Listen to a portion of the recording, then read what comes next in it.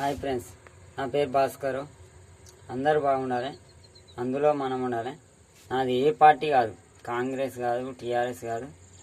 నేను అందరి పక్షాన ఉంటాను.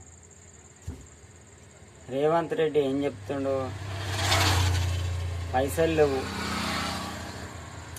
పైసలు చేయాలంటే పెట్రోల్లో పెంచానా, వృద్ధాంతుల పింఛన్లు ఆలకాపన్నా, పాల బిల్లులు ఆపన్నా,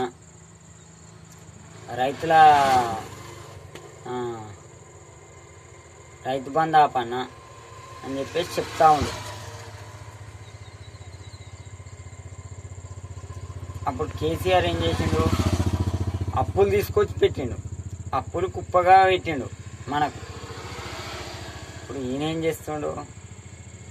నేను కాంగ్రెస్ తొత్తునేం కాదు, నాకు తోచింది నేను చెప్తున్నా. మీ అభిప్రాయం మీరు చెప్పండి కామెంట్ రూపంలో.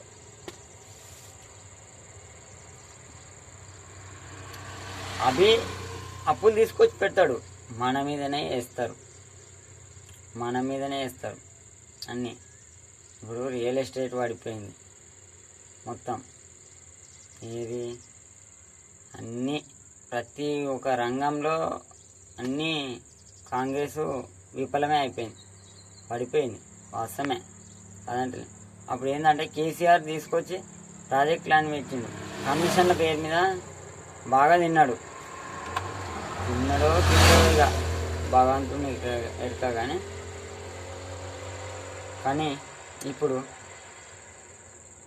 ఈ అప్పులు తీసుకొచ్చి పెడతాడు.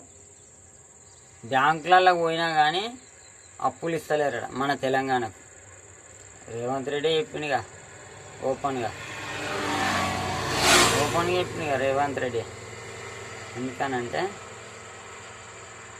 అప్పులు తీసుకునుడే మనిషికి ముప్పు, అప్పే ఒక ముప్పు, అప్పు చేసుడే తప్పు.